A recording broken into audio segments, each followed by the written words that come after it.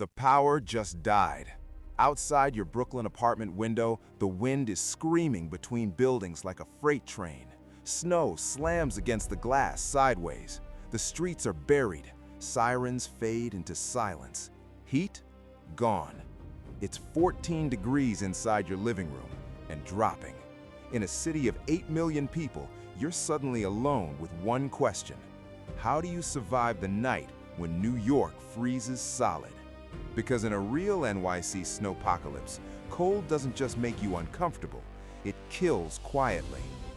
Here's the question no one asks until it's too late.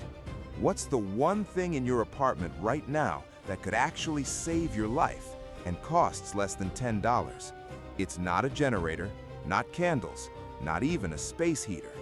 The answer sounds ridiculous, but stay with me. Imagine this. It's 9 p.m. Manhattan is dark. No taxis, no subway rumble, just wind howling through concrete canyons.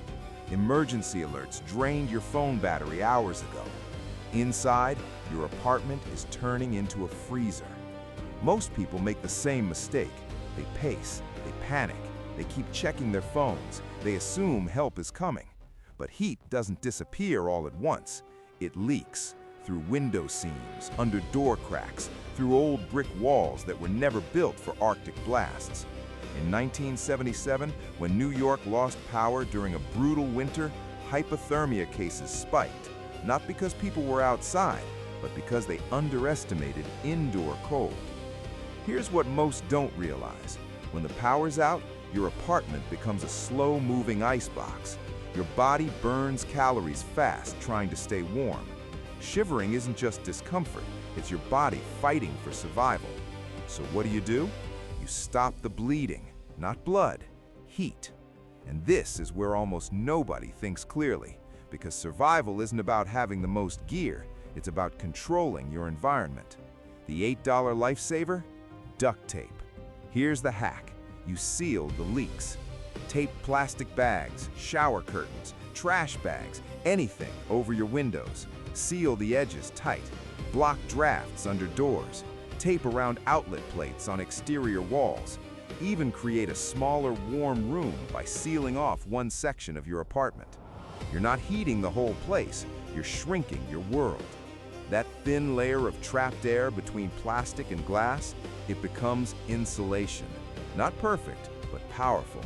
You'd be shocked how fast a sealed room holds heat, from body warmth, from candles placed safely inside jars, even from residual heat trapped in furniture and walls. It's not glamorous, it's not high-tech, but it works.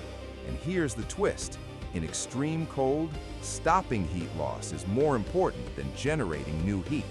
You don't need to make fire, you need to stop the freeze. But here's the deeper question. When the lights go out, when the city that never sleeps goes silent, do you panic like everyone else, or do you adapt? Because survival in a snowpocalypse isn't just physical, it's psychological. When your world shrinks to one dim room lit by a single flame, what happens to your mind? The people who survive extreme cold aren't the strongest, they're the calmest. They ration movement, they layer clothing properly, they eat small, high-calorie snacks, they stay dry, they create routines, they focus on small tasks, seal that crack, reinforce that window, conserve that battery. They control what they can. Because when chaos hits New York, the biggest threat isn't the storm, it's helplessness. Duct tape works because it gives you action. Action creates control. Control creates calm. And calm keeps you alive. So when the next NYC Snowpocalypse turns skyscrapers into ice monuments and the streets into white silence, remember this. You don't survive the cold by fighting the storm. You survive it by sealing the cracks.